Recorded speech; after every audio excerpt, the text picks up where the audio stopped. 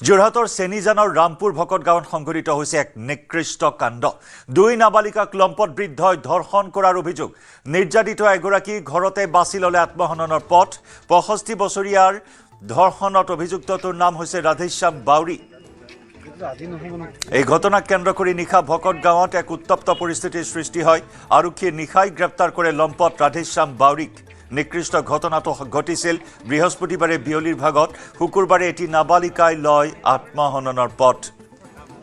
যোৰহাটৰ চেনিজান ৰামপুৰ ভকত গাঁৱত সংঘটিত হৈছে এই নিকৃষ্ট কাণ্ড। দুই নাবালিকাক লম্পট বৃদ্ধই ধৰ্ষণ কৰাৰ অভিযোগ। নিৰ্যাতিত এগৰাকী নাবালিকাই ঘৰতেই বাছি ল'লে চূড়ান্ত পথ। ৬৫ বছৰীয়া এই অভিযুক্তৰ নাম হৈছে ৰাধেশ্যাম বাউৰী। ঘটনাক কেন্দ্ৰ কৰি নিশা ভকত গাঁৱত এক উত্তপ্ত পৰিস্থিতিৰ সৃষ্টি হয়।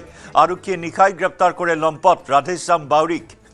এই নিকৃষ্ট ঘটনা সংঘটিত কৰিছিল বৃহস্পতিবাৰে বিয়লিৰ ভাগত আৰু শুকুৰবাৰে এটি নাবালিকাই বাছি লয় আত্মহননৰ পথ।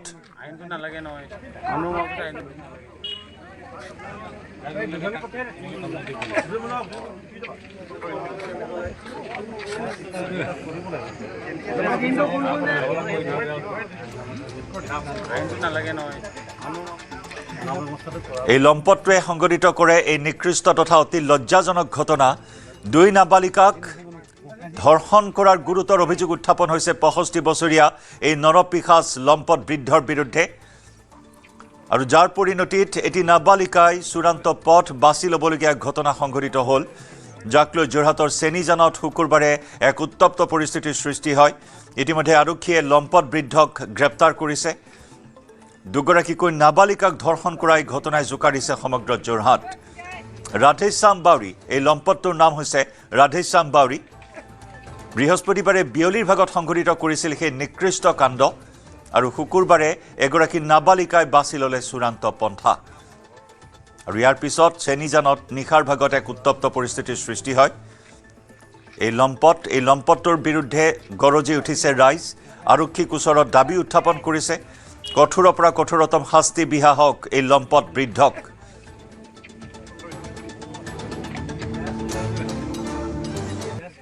মানে এইটো ইমান সহজ কথা নহয় যে ইমান সৰু ছোৱালীজনী যে ঘৰৰ ভিতৰত মানে চিপ লৈছে, সেইটো ইমান সৰু কথা নহয়। মানে ঘৰৰ ভিতৰত লৈছে চিপ, ইমান সৰু কথা নহয়।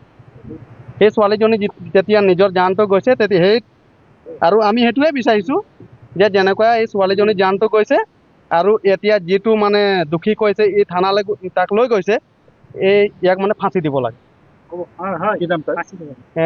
আমি জনামতে ৰাধেশ্যাম বাউৰী, তাক ফাঁচি দিব লাগে। 65 মান হ'ব। মানে সেইটো ইমান সহজ কথা। আমাৰ সতীৰ্থ সাংবাদিক দিগন্ত হাজৰিকাৰ সৈতে আমি সংযুক্ত হৈছোঁ। দিগন্ত, অত্যন্ত এক বৰ্বৰ ভয়ংকৰ কাণ্ড সংঘটিত হ'ল, য'ত নেকি এই লম্পট বৃদ্ধৰ কামনাৰ বলি হ'বলগীয়া হ'ল দুই নাবালিকা আৰু তাৰে এগৰাকীয়ে ল'লে চূড়ান্ত পথ। নিশ্চয় জয়ন্ত, এই যি ঘটনা সংঘটিত হ'ল, এই ঘটনাটোৱে কিন্তু পুনৰ ভবাই তুলিছে আচলতে মানৱ সমাজ কলৈ গৈ আছে। আৰু এই ঘটনাটোৰ পিছতেই আচলতে এই যি আচলতে দুগৰাকী নাবালিকাৰ যি কাণ্ড কৰিলে এই বৃদ্ধই, এই কথাটোৱে কিন্তু সমগ্ৰ যোৰহাটতে এতিয়া চাঞ্চল্যৰ সৃষ্টি কৰিছে। যিহেতু ঘটনাটো আপুনি উল্লেখ কৰিছেই বৃহস্পতিবাৰে সংঘটিত হৈছিল। আৰু বৃহস্পতিবাৰে এই যি পখিলা খেদাৰ বয়স কণমানি, একোৱে বুজি নাপায়, বয়স যদি কওঁ 12-13 বছৰ মাত্ৰ।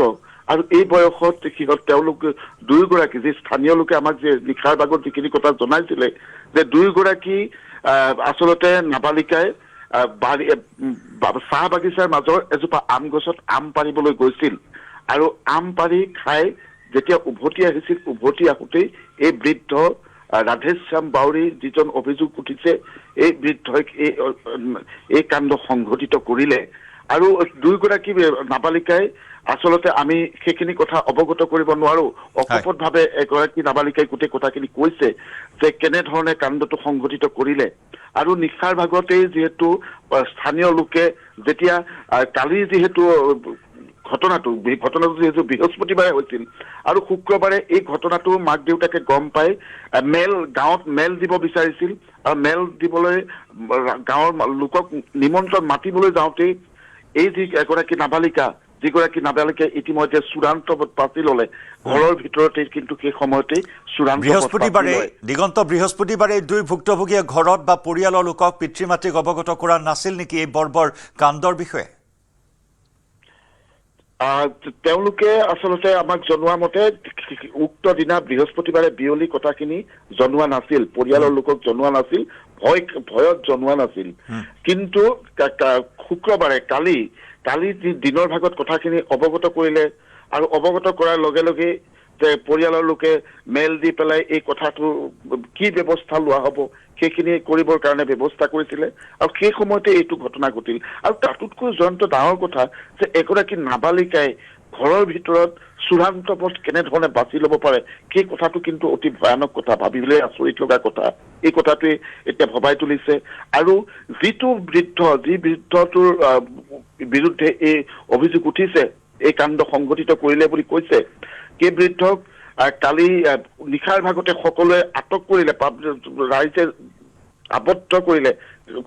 ইতিমধ্যে তাতে কিছু আচলতে মাৰপিটো কৰিলে। মাৰপিট কৰাৰ পিছতেই আৰক্ষী তেনে সময়তে ঘটনাস্থলীত উপস্থিত হৈ উদ্ধাৰ কৰি ইতিমধ্যে যোৰহাট চিকিৎসা মহাবিদ্যালয়লৈ নিশাই প্ৰেৰণ কৰে। আৰু সেই যিগৰাকী নাবালিকাই চূড়ান্ত পথ বাছি লৈছে সেইগৰাকী নাবালিকাকো ইতিমধ্যে মৃতদেহ মৰণোত্তৰ পৰীক্ষাৰ কাৰণে নিশাই প্ৰেৰণ কৰিছে। আৰু গোটেই অঞ্চলটোতে এটা চেপা উত্তেজনা আছে। নিশা আৰক্ষী CRPF বাহিনী তাত মোতায়েন কৰা হৈছে আৰু সকলো স্থানীয় লোকে ইতিমধ্যে দাবী উত্থাপন কৰিছে কঠোৰৰ পৰা কঠোৰ শাস্তি দিয়ক। আৰু নিশাৰ ভাগত যি আচলতে অভিযুক্ত, সেই অভিযুক্তৰ ঘৰ জ্বলাই দিবলৈ উদ্যত হৈছিল। আৰু যিখন ঘৰত এই কাণ্ডটো সংঘটিত হ'ল তাত বৃদ্ধ ৰাধেশ্যাম বাউৰী অকলেই থাকে। তেওঁৰ পৰিয়াল, পুত্ৰ সন্তান পত্নী আছে যদিও তেওঁলোক কিন্তু সেইখন ঘৰত নাথাকে। কাহানি বা এই বৃদ্ধটো ইতিমধ্যে কালি স্থানীয় লোকে কৈছে কিমান তথ্য সমৃদ্ধ বা আমি সেই কথাটো এই মুহূৰ্তলৈকে পোহৰলৈ অহা নাই। কিন্তু এই বৃদ্ধই আগতেও এনেকুৱা নিলজ্জ কাণ্ড সংঘটিত কৰিবলৈ উদ্যত হৈছিল আৰু সেইকাৰণে পৰিয়ালৰ লোকে আজি বহু বছৰ পূৰ্বে এৰি দিছিল।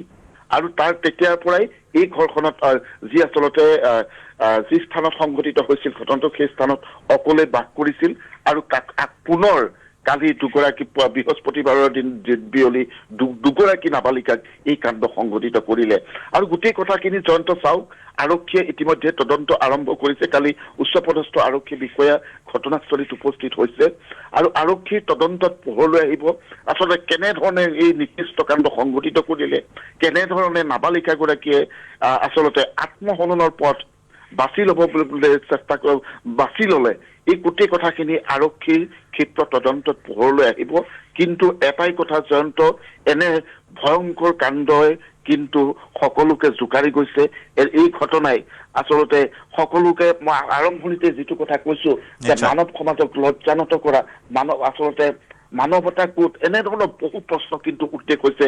এটি শিশুৰ নিৰাপত্তাৰ কথা যে আচলতে এই মুহূৰ্তত প্ৰশ্ন উঠিছে, কাৰ ওচৰত নিৰাপদ হ'ব? এজন 65 বছৰীয়া বৃদ্ধই যদি এই কাণ্ড সংঘটিত কৰিব পাৰে, তেতিয়াহ'লে এগৰাকী নাবালিকা ক'ত সুৰক্ষিত হ'ব? এই কথাবোৰ কিন্তু জয়ন্ত এই মুহূৰ্তত নিশ্চয় এনেসমূহ ঘটনাই বাৰম্বাৰ সেই প্ৰশ্নকে উত্থাপন কৰে, নাৰীৰ নিৰাপত্তা, নাৰীৰ সুৰক্ষা, য'ত নেকি শিশু কিশোৰী এতিয়া নাবালিকা কোনেও যেন বাদ পৰা নাই এনে একাংশ পৈশাচিক মনোবৃত্তিৰ, এনে একাংশ নৰপিশাচৰ কামনাৰ পৰা। আৰু যাৰ পৰিণতিত এই বৰ্বৰ কাণ্ড সংঘটিত হ'ল, এক দুৰ্ভাগ্যজনক ঘটনা সংঘটিত হ'ল। নিৰ্যাতনৰ বলি হৈ, ধৰ্ষণৰ বলি হৈ এগৰাকী নাবালিকাৰ মনস্তাত্ত্বিক দিশত কিমান কুপ্ৰভাৱ পৰিব পাৰে, কিমান নেতিবাচক প্ৰভাৱ পৰিব পাৰে, তাৰেই যেন এক ভয়ংকৰ উদাহৰণ এই ঘটনা। দিগন্ত, ধন্যবাদ জ্ঞাপন কৰিছোঁ আপোনাক। আজি বিচাৰ কৰা কথা, মানে কালি হৈ যোৱা ঘটনাটো আজি বিচাৰ কৰা কথা। এইবোৰ খা খবৰ লওঁতেই ছোৱালীয়েও গম পালে, ছোৱালীয়েও লাগ পালে চাগে, তেনেকুৱাতে মানে এই চিপ ল'বলগীয়া হ'ল। এজনী ছোৱালী আছিলে নে দুজনী? ছোৱালী দুজনী আছিলে, দুইজনীয়ে একে সমনীয়া আৰু লগৰ। কিমান বয়সৰ? 12-13 মান হ'ব। যিটো জঘন্য কাম কৰিছে, তেওঁক আমি এসপ্তাহৰ ভিতৰতে ফাঁচি দিয়াৰ কথা ছাৰৰ লগত পাতিলোঁ। ছাৰে কথাও দিছে।